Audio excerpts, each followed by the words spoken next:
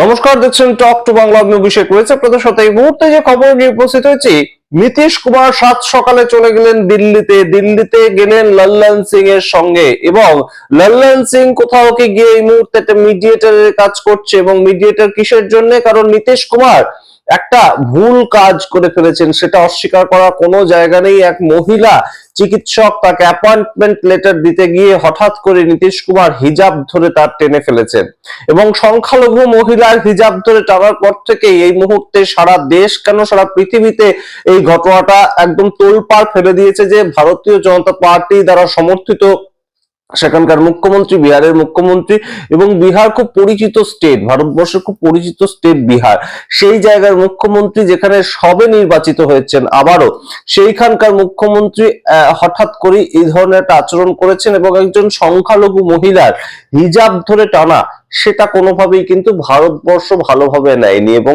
প্রত্যেকটা শহরে কম বেশি এই নিয়ে কিন্তু আন্দোলন চলছে, এবং নীতিশ কুমারকে সেই মুহূর্তে ডেকে পাঠানো হলো দিল্লিতে, এবং সেটা বড় সড়ো একটা আপডেট এই মুহূর্তে। এবং দিল্লিতে যখন তারা গিয়ে এয়ারপোর্ট নামলেন, তারা যখন বেরিয়ে এয়ারপোর্ট থেকে গাড়ি ধরছিলেন, তখন সংবাদ মাধ্যম থেকে যে প্রশ্নগুলো উঠে এসেছিল সেগুলো কোথাও গিয়ে কিন্তু একটাই দিকে নির্দেশ করছে, নীতিশ কুমারকে কি এবার সরে যেতে হবে তার পদ থেকে। সমস্তটা বলবো, ব্যাখ্যা করব, কে ডাকলেন দিল্লিতে, কি হলো, কার সঙ্গে বৈঠক হলো দিল্লিতে।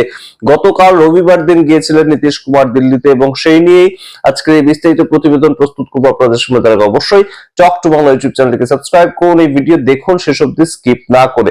আপনারা জানেন যে নীতিশ কুমার কয়েকদিন আগে একটি অপ্রত্যাশিত ঘটনা স্টেজের ওপর ওপেন একদম মঞ্চে তিনি ঘটিয়ে ফেলেন। মুখ্যমন্ত্রী ছিলেন সেখানে, উপমুখ্যমন্ত্রী সম্রাট চৌধুরী তারা ছিলেন, এবং সবার সামনে হঠাৎ করে একজন সংখ্যালঘু ডাক্তারবাবু যিনি সবে তার অ্যাপয়েন্টমেন্ট লেটার নিতে এসেছিলেন মুখ্যমন্ত্রীর হাত থেকে, সেই জায়গা থেকে তার হিজাব ধরে হঠাৎ করে টেনে ফেলেন নীতিশ কুমার, এবং বলেন যে মুখ দেখাও, মুখ দেখাচ্ছ না কেন। এবং এতটা পর্যন্ত ঘটনাটা ঘটার পরেও যখন একদম নিন্দা ছড়িয়ে পড়ে চারিদিকে, তখন গিরিরাজ সিং বিজেপির তরফ থেকে এমপি, এবং অবশ্যই তিনি পরিচিত তার যে কট্টর হিন্দুত্ববাদী একটা রাজনীতির জন্য, সেই গিরিরাজ সিং সেই জিনিসটাকে ডিফেন্ড করতে শুরু করেন। গিরিরাজ সিং বলেন যে নীতিশ কুমার তো ভুল কিছু করেনি, হিজাব পরে এসেছে কেন, না হলে তার মুখ দেখা যাবে কি করে, তার আইডেন্টিফিকেশন হবে কি করে। কিন্তু সামগ্রিক সরকারি প্রসিডিওরটা হয়ে যাওয়ার পরেই মুখ্যমন্ত্রীর কাছ থেকে কেউ কিন্তু অ্যাপয়েন্টমেন্ট লেটার নিতে আসে, সেটা হয়তো গিরিরাজ সিং জানেন না। যাই হোক,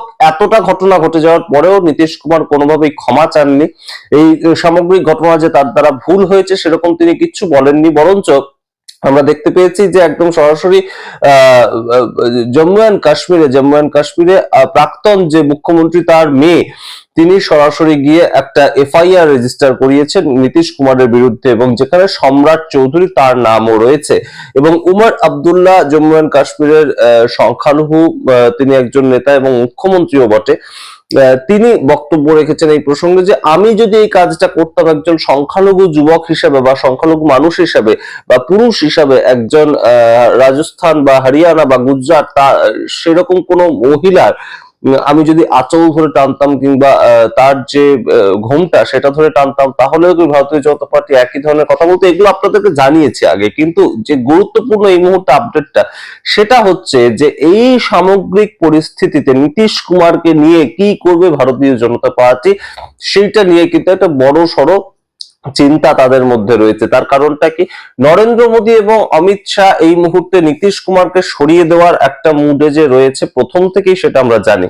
তার কারণটা হচ্ছে যে নীতিশ কুমারকে এইবারে আর মুখ্যমন্ত্রী পদপ্রার্থী করতেই তারা চায়নি, এবং করতে যে চায়নি তার বিভিন্ন প্রেক্ষাপট ছিল। তার বিভিন্ন প্রেক্ষাপটটা কি ছিল আমরা দেখতে পেয়েছিলাম। ভোটের সময় নীতিশ কুমার তাকে একদম সরিয়ে রেখে লল্লন সিংকে জেডিইউ এর পক্ষ থেকে বের করে এনে, সঞ্জয় ঝাকে জেডিইউ এর পক্ষ থেকে বের করে এনে নরেন্দ্র মোদী তার নিজের মতন একদম প্রচার করছেন, এবং সেই প্রচারটার মধ্যে ছিলেনই না নীতিশ কুমার। কিন্তু প্রথম ফেজের ইলেকশন হয়ে যাওয়ার পর, যখন ভারতীয় জনতা পার্টি বুঝতে পেরে যে বেশ খানিকটা বেকায়দায় তারা পড়তে পারে ভোটের পরে, সেই সময় কিন্তু আবার নীতিশ কুমারকে তারা গ্রহণ করে, আবার তাদের মতন করে একটা জায়গা দেয়। কিন্তু এখন বর্তমানে সমস্ত তার যে ক্ষমতাগুলো সেগুলো কিন্তু কেটে দেওয়া হয়েছে। নীতিশ কুমারের হাত থেকে গৃহমন্ত্রক সরিয়ে নেওয়া হয়েছে, নীতিশ কুমারের হাত থেকে স্পিকার পদ সেটা সরিয়ে নেওয়া হয়েছে বিধানসভার অভ্যন্তরে, এবং নীতিশ কুমারকে কোথাও গিয়ে একদম একটা প্রাইস পোস্টিং যেটাকে বলে, শুধুমাত্র তিনি মুখ্যমন্ত্রী ফেস হিসেবে আছেন, আর কোনো দিকে নীতিশ কুমারের কোনো ক্ষমতা নেই, সেই রকম পর্যায়ে নীতিশ কুমার যে ভুলটা করে বসলেন,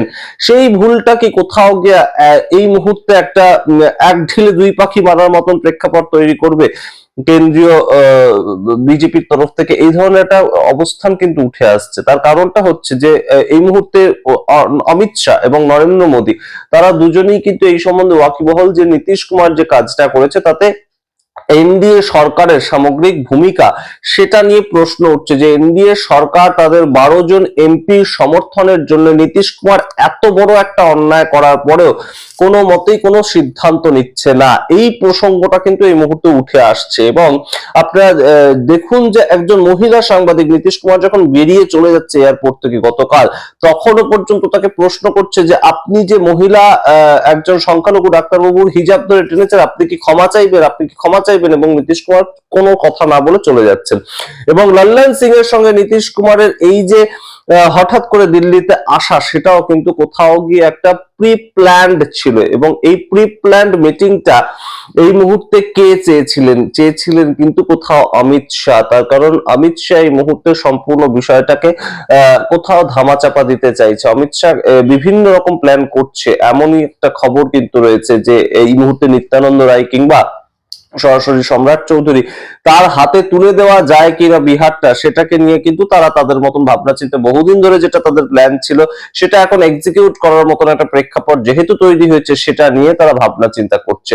তাই নীতিশ কুমারকে ডেকে সামগ্রিক ঘটনাটা তাকে দিয়ে ক্ষমা চাওয়ানোর মাধ্যমে অন্তত সাময়িক একটা ইস্তফার যদি করানো যায়, সেই রকম একটা মিটিং কিন্তু হয়েছে, এবং সেরকম একটা প্রেক্ষাপট বেরিয়ে আসছে।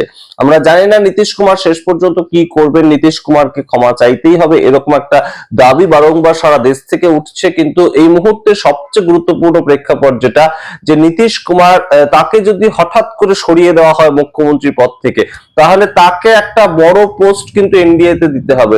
বড় পোস্ট বলতে কেন্দ্রীয় মন্ত্রীর কোনো পোস্ট তাকে দিতেই হবে। তা না হলে নীতিশ কুমারকে কিন্তু এই মুহূর্তে সামলানো যাবে না। তার 12 জন সাংসদ, তাকে ছাড়া অন্তত কেন্দ্রীয় সরকারটা চলবে না, এটা তো একদম দিনের আলোর মতো স্পষ্ট। তাই 12 জন সাংসদের যে লোভটা, সেটা কিন্তু খুব গুরুত্বপূর্ণ। এবং এই মুহূর্তে আরো একটা সম্ভাবনার কথা বিভিন্ন রাজনৈতিক মহল সূত্রে আমরা জানতে পারছি, যে সম্ভাবনা যেটা রয়েছে যে 12 জন সাংসদ, সেই 12 জন সাংসদের মধ্যে নীতিশ কুমারের সপক্ষেও যেমন বেশ কিছু সাংসদ রয়েছে, তেমন লল্লন সিং এর মতন বেশ কিছু মানুষ বা তার লবির বেশ কিছু মানুষ কিন্তু এখনো পর্যন্ত অমিত শাহের টাচে রয়েছে। অমিত শাহ ঠিক যেমন ভাবে বলেছিলেন যে পরবর্তী মুখ্যমন্ত্রী কে হবে বিহারে সেটা বিধায়ক দল ঠিক করবে, সেই একই কথা বলেছিলেন লল্লন সিং, আপনাদের যদি মনে থাকে। সেই জায়গাটাও কিন্তু এই মুহূর্তে একটা বড়সড় সম্ভাবনা, যে নীতিশ কুমারকে যদি মুখ্যমন্ত্রী পদ থেকে সরিয়ে দেওয়া হয়, তাহলে 12 জনের মধ্যে কতজন আমাদের সমর্থন করবে, সেই সংখ্যাটা যদি 7 থেকে 8ও করতে পারে লল্লন সিং, তাই জন্যও কিন্তু একটা গোপনে লল্লন সিং এর সঙ্গে একটা সম্পর্ক বজায় রাখছেন অমিত শাহ। সুতরাং এই মুহূর্তে নীতিশ কুমার তিনি তড়িঘড়ি একদম দিল্লিতে চলে এলেন, যে নীতিশ কুমার বিভিন্ন সময় বৈঠকে থাকেন না, বিভিন্ন সময় তাকে ডাকলেও পাওয়া যায় না।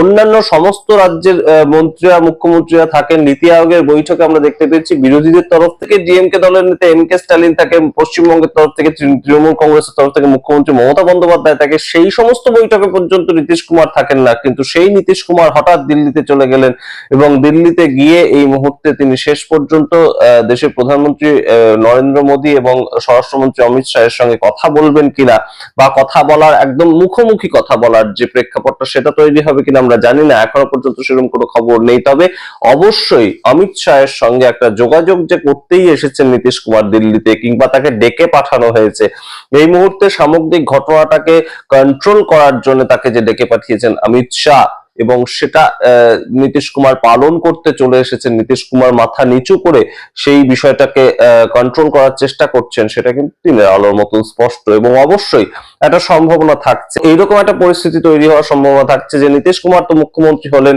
নীতিশ কুমারকে আমরা মুখ্যমন্ত্রী করতে চাইনি তেমন তো নয় বিষয়টা, কিন্তু নীতিশ কুমার শেষ পর্যন্ত তার মানসিক অবস্থা এই মুহূর্তে সঠিক নেই, তাই জন্য তাকে সরে যেতে হলো। সেই কাজটা আমরা করলাম, এনডিএ এর তরফ থেকে সেই কাজটা আমরা করলাম, সেই রকম একটা ভাবনা ভাবনা চিন্তা কিন্তু রয়েছে এবং অমিত শাহ কিন্তু সেরকম একটা প্রেক্ষাপট তৈরি করতে চাইছেন। আমরা শেষ পর্যন্ত দেখব এই জল কতদূর গিয়ে গড়ায়। জম্মু এন্ড কাশ্মীর সেখানকার তরফ থেকে নীতিশ কুমারের বিরুদ্ধে একদম এফআইআর রেজিস্টার করা হয়েছে, কোনো জেনারেল ডায়েরি নয়, এফআইআর রেজিস্টার করা হয়েছে। সেই কেসটা কতদূর যায়, নীতিশ কুমারকে তলব করা হয় কিনা, সমস্তটাই আমরা দেখব। কিন্তু অন্যদিকে একজন মহিলা ডাক্তার বাবু এবং সংখ্যালঘু পরিবার থেকে উঠে আসা একজন মহিলা ডাক্তারবাবু, তিনি কিন্তু আর এই মুহূর্তে সামগ্রিক ঘটনার পরে আর চাইছেন না চিকিৎসা করতে, সাধারণ মানুষের চিকিৎসা করতে চাইছেন একজন ডাক্তারবাবু তার এই অসম্মানের পর। এই জায়গাটা সবচেয়ে গুরুত্বপূর্ণ ভাবে কিন্তু আমাদের মনে হয়েছে যে পয়েন্ট আউট করার মতন, যে শেষ পর্যন্ত সাধারণ মানুষ, শেষ পর্যন্ত সাধারণ ঘরের যারা পড়াশোনা করা ছেলে মেয়ে, তারাই ডিপ্রাইভড হচ্ছে না তো। নীতিশ কুমার এই মুহূর্তে যদি একটা ক্ষমা চাইতেন, ক্ষমা বার্তা এই মুহূর্তে সেই ডাক্তারবাবুর কাছে লিখে পাঠাতেন বা প্রেস বিবৃতি দিতেন, তাতেও হয়তো বিষয়টা এতটা জলখোলা হতো না। নীতিশ কুমার কেন করছেন না আমরা জানি না, এবং সেটাকে বিজেপি কেন সমর্থন করছে সেটাও আমরা জানি না। সেটাকে শুধুমাত্র 12টা সিট সংসদের সমর্থন করছে তাই জন্য সেটা হতে পারে, কিন্তু সামগ্রিক বিষয় মানুষ ডিপ্রাইভড হবেন যদি ডাক্তারবাবু পরবর্তীতে আর চাকরিটা না করেন। আপনারা কি মনে করেন অবশ্যই কমেন্ট বক্সে কমেন্ট করুন। দেখতে থাকুন টক টু বাংলা। অবশ্যই টক টু বাংলা ইউটিউব চ্যানেলটি সাবস্ক্রাইব করে দিন। ধন্যবাদ।